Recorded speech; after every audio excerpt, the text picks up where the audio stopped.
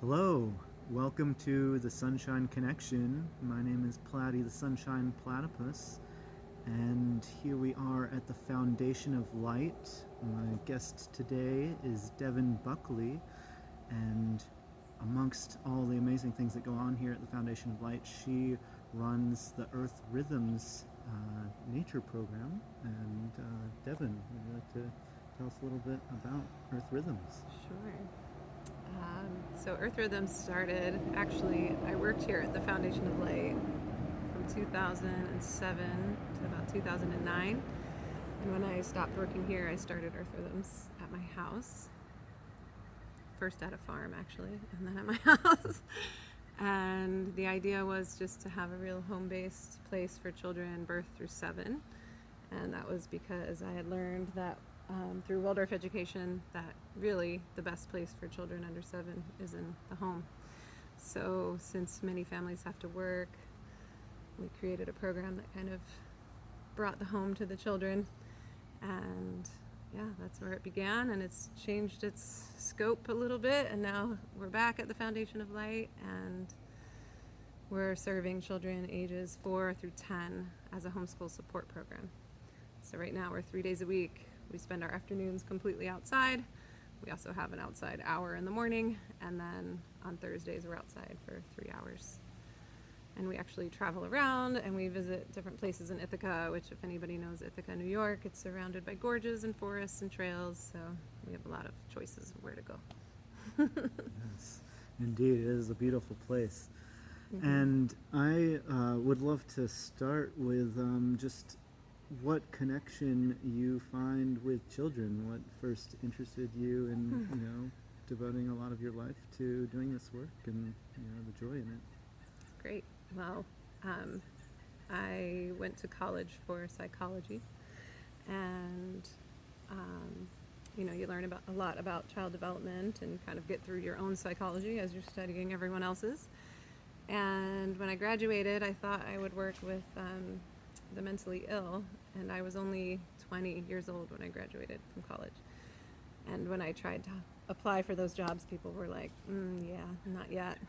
You're too young, you look too small, you can't handle this. So I worked for an AmeriCorps program in Pennsylvania, which was in this very rural town where most of the fathers were truck drivers. And most of the mothers were hoping to improve their family situation by going to school or going to work, so they needed childcare.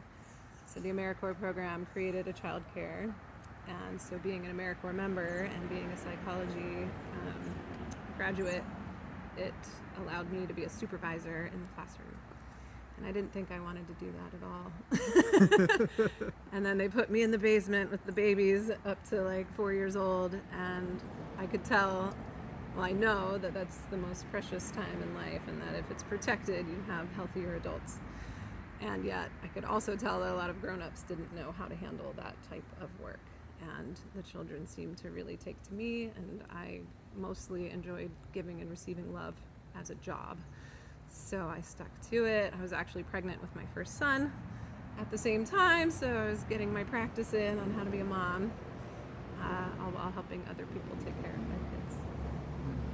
Did you find that I find children have a natural draw to me from anywhere from babies will just stare at me and just have this connection, and it's like they just kind of know innately that you understand and you're there and get them. And I'm curious if you have a similar definitely. thing with children. I remember the 1.5-year-olds I took care of my first year, and they would come at 6:30 in the morning, and I'd be there. And they'd be chanting my name on their way there. I'm like, these poor kids, they have to get up before the sun rises and they can't wait to see me. Awesome. And yeah, I feel like 1-year-olds especially, they just like see me and notice me and connect with me. And yeah, I think they just understand people who understand them, and they seek them out. Yeah. So. And I find that to be really a special part of just human connection. I feel like children just from birth have that connection, and that can get lost as we get older, and just this openness to connect. A lot of adults feel a little more like putting up barriers or needing to protect themselves and stuff, and I feel like children just kind of know and just are open to like, hey, I Right. see you, and Right. it's something about being seen too. I think that Mm-hmm. children see us and we see them, and they recognize that. And to me, that's really special. For sure. Yeah. What was I going to say about that? Yeah, I guess part of the reason I feel like I do well with younger children is that I'm very in touch with like my 6-year-old self, and I remember, things before that and things after it, but I remember my core, Yeah. and I think that helps because they're there. Yes. They can meet me there, and I can meet them. And for me, when you say 6-year-old and that core and stuff, it brings to me a lot of just this idea of play and just enjoying, our surroundings and connection. I'm curious what that core and that time of, a 6-year-old is like for you. Yeah, I think mine was very different from what I offer other people because when I was 6, I was in North Carolina, and my mom was, doing kind of homeschooling stuff with me at home, and they evaluated me and thought I was smart enough to be in 2nd grade. Yet I was a really young 6-year-old because my birthday is in the late summer. And so now I'm 2 years younger than a lot of people in my class, and I'm really small, and socially it was terrible, and even being singled out as being smarter than the other kids didn't feel good to me at all. I'm removed from play because it's all about academics, and so here I am coming back to early childhood and protecting that time and not pushing them really hard and allowing them the space to play and to make friends and to work through shyness, which was an issue for me because I was so nervous about being that person, that singled out young person, that I couldn't connect with people very well. I'd rather just not talk. And I've helped some children who come in at 3 years old, like sucking their thumb and afraid to communicate. By the time they're 6, they're leading the group, and I couldn't do that, so I was probably 19. It took me a long time. So it makes me feel really good that I can instill confidence into young children before they go into those school years. Yeah. And that's great too, to have the contrast of what your experience was, to kind of know, what these kids might be experiencing, and to help support in a good way for them to go forward in each of those cases. It also makes me think of, I wonder, with being shy, or what kind you gravitated towards in those times, and something that comes to mind to me, and maybe it was the case for you, is the nature connection, because that's something that we all have, whether we're alone or with others. And right. Well, I lived in North Carolina, and the forests were just as amazing as they are here, and I was definitely at home in the woods. So yeah, and I feel like camping with my family was like the most special time, or even just hiking was my favorite thing to do. So I definitely want to offer that to children so that they can connect in that way and feel how nature connects us all. I think it would heal the issues of my siblings, when we were out in the forest and we didn't fight as much.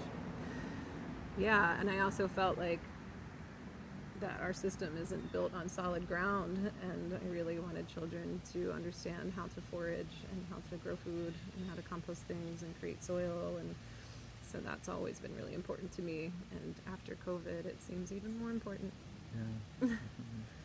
Yeah, and one thing that I really love about getting to take kids out into nature, I've done everywhere from full-on classroom settings, where it's just going out at recess, to nature preschools and forest kindergartens where we're out outside all the time. And one thing that I've really noticed of being out in nature is just this calm, relaxed, like even for kids that have a lot of energy and stuff, I feel like it's very supportive to just kind of like slow them down, and it just feels so natural to have them out in nature and to get to connect, and things that fascinate them, or you can just take kids to go look at this leaf, and check out, wow, look at the veins in this leaf, and just the concentration and excitement that you see in their eyes, and that spark is just really amazing to me.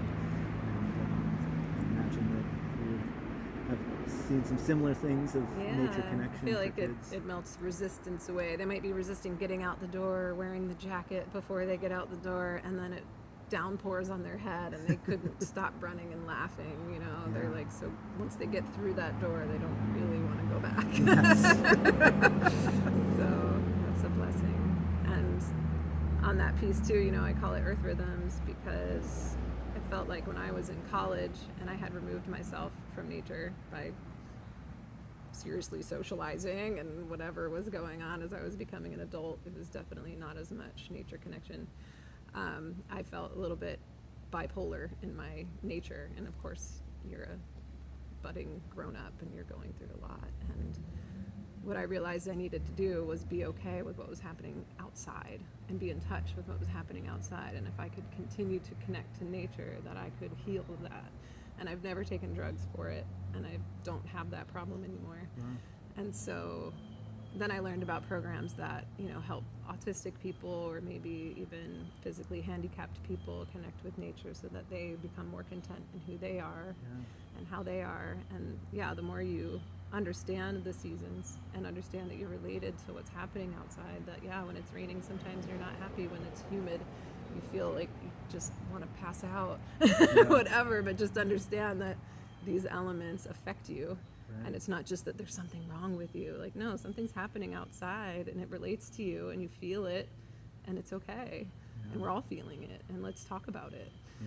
So that's a big part of why I want people outside too, to keep mental health in line and in balance. Definitely, I think it does a lot for connecting in and understanding ourselves, like you said, whether it be with the seasons and feeling different things, or maybe like this idea of hibernation in winter, or just all the shifts that happen in our life and how it directly relates. And the moon, even, being in touch with where the moon is, it's not something that I was drawn into till I was maybe 16. If the moon affects me, do children learn this? I don't know, but when we talk about the calendar and what we're doing for the day, we also talk about where the moon is and what it's doing, and if it's full or if it's waning. How do you I'm curious on the connection between the students and the kids, just to kind of hear more your thoughts on that, whether it be also connected with nature, but how you see them interacting with each other. Well, I have a very community-based program where I'm not just holding the children, but I'm also holding their families. And I feel like they feel that they're not like feeling separate from their family when they're with me, that's all being held. And in that way, it's okay for us to even discuss behavioral issues with other parents because we're all trying to help each other. And it's not like, oh, this kid was bad, so we're going to call them bad. No, we're all learning. And, we have the mixed age, so they can learn from the older kids, and sometimes if older kids' maturity level is a little bit lower, they can meet eye to eye with a younger child, and they can kind of intermingle with mood, who they're going to play with, and yet it feels like one big family. So it doesn't matter inside, outside, they're taking care of each other, and they definitely have respect for me as like the mother of the group. So that's an honor to earn that. I really love that idea of like the greater community, because so many of our schools, it's very like compartmentalized, and we don't necessarily connect the parents to, everything that's going on, or, the greater community even. And so to be able to, I love what you said about, this learning together thing, like this idea that we're all constantly learning together, throughout life, and how do we support each other in that. Both as the families, as classes, as greater communities and stuff. So another way we do that is celebrating the seasons as families. So we usually have a seasonal potluck. We just had our harvest potluck for the equinox, and included in our curriculum we talk about different cultures, and in the fall we usually start in Africa for where like humanity began, and then we move into Native America for where our land began and what we know, the oldest piece of our land that we understand. And then, so luckily around the Day of the Dead, we start moving into South America so we can kind of celebrate that. So we're celebrating that in November. And also bringing in the darkness, knowing that the darkness is coming. So we have like lantern festivals in the fall, and we have a winter spiral at winter solstice time where everybody lights a candle one at a time, so it represents how the light's going to return. And the families can come, and the children get to experience it together year after year after year, and it becomes, they really get in touch with these cycles. yeah, all that is so amazing, and something that I just feel like would be so amazing for everybody to know and to connect in with. And it feels like this idea that, is the case of families that are getting together in, a school learning sense and community in that sense, could be extended to, a greater situation, even like, a village, and on and on, and grow out from there, to really support the world as a whole and all of humanity. And my brain just goes back to like maybe in the 1800s, that's how it was. We had the one-room schoolhouse, and we had those seasonal celebrations, and we had dances with the whole community, and how healthy that was for society. And now we're, especially after COVID, we're very isolated, and we're on our screens. And so I've made a new rule that parents don't even bring their cell phones in when they're picking up their children. I just don't even want them anywhere near them. And for the radiation, and for the habit, and for the modeling. If they're watching adults constantly looking at a screen, that they're thinking that's what adults do, and I disagree with that. I don't do it. I don't even have a cell phone. I got rid of my smartphone. Well, I lost it, and I decided to never get another one. And I love telling them that I don't have one. I love telling them that I don't watch television, and something clicks. I'm like, oh, that's a choice in life? I can have a life without a television and a cell phone? You have that life? Yes. Like, yes, I do. Yeah, well, it's amazing. I mean, I was of the generation that was right at that, shift of technology changing. Like, I didn't even have a phone at the beginning, and then when it was a flip phone, not a smartphone and stuff. And I feel so honored to get to have seen both sides of that coin, because it really, showed me that not only did I have a choice, but the value around, not being just tied in so much as, a lot of generations that are now growing up don't even know the difference, don't even know that there was a time without that, and that, back in the day it was just this, or, you picked up the phone on your wall, and you couldn't call and kids someone think unless that's you were hilarious. at home. It had a cord and it was stuck to the wall. Yeah, I was born in 77, so it was like 1983 was around when home computers started, and home entertainment systems, and VHS. So I had my first 7 years were protected in that way that Waldorf Education seeks it, and then every generation since mine hasn't. They've had, easy access to whatever movie they want to watch, and, all kinds of television, and computer games. Yeah, well, I'm glad that you had your banana phone handy, because otherwise I might not have been able to reach you. Yeah, it's talk, so true. I'm hard to reach once I leave my house. Unless you've got this connection, that we can make it happen. Definitely. Yeah. So, I mean, it's so amazing, everything that, you're doing in your program that I've heard about, and, know of other nature programs. And I'm curious to just talk, maybe you already have an idea, or maybe it's something that we brainstorm a little bit, but how do we extend and share this more with the world? I mean, don't get me wrong, like what you're doing is amazing and a lot already. I always think of the starfish story when I hear that, I'm like, well, my work is that I'm helping one child, one family at a time. And yet, I've had dreams of, franchising myself so I can teach other people. But it's tricky. I mean, I would give people the advice to look into Waldorf Education, because it has a lot of insight on how to connect to the inside of a human being. And that we're not just physical bodies, and we're not just minds, but we have come from the spirit world. And that children are learning how to inhabit the body with the spirit. And connect to their heredity, but also to themselves. And so there's so much going on for them that's beyond learning your alphabet. So I feel like diving into anything in Waldorf Education is just full of deep insights that come from I don't know where. Well, and Rudolf Steiner, I mean, he is just prolific in so many amazing things, from nature connection. I mean, when I was out in Scandinavia, I went and visited a lot of the Steiner-inspired forest kindergartens all across the country there and stuff. It's just really amazing to see, and just how ingrained, in their society it is. And also just, the life philosophy. I mean, he's talks about so many different things. It's really amazing. Right, because I feel like the nature connection education that I've tapped into, I feel like still is a little bit missing that piece, that spirit, the spirit in nature, the Yeah. spirit in the child, and how those connect. And I think people are afraid to talk about it, Yeah. but it's true. Yeah, right. We Yes. shouldn't be afraid to speak the truth, Yes. even if you can't find it on Google. Definitely. Well, and I You know. think that that's also partly, that the way it's come to the Western world or the United States specifically has been a bit more on that nature connected front because it's kind of like the easier way to come into it, especially with, we're out of needing to take care of the world and stuff Right, like and that. thank It's like, goodness, well, let's just have it's that a physical blessing part. for Yeah. sure. Any nature program is a blessing to the Yeah. children and to the teachers and to the families, Yes. and it teaches resilience, and it teaches simplicity, Yeah.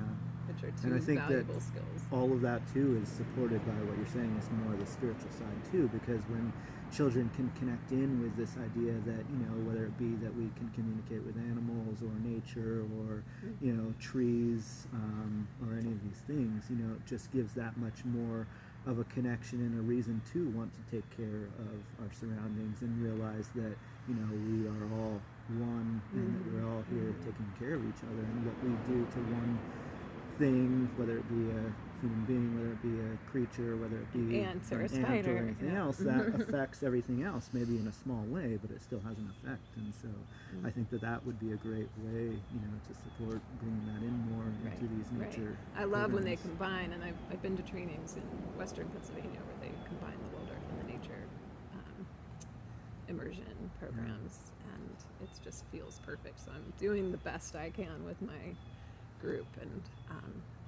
yeah, it can only improve. Yes, it's amazing, definitely.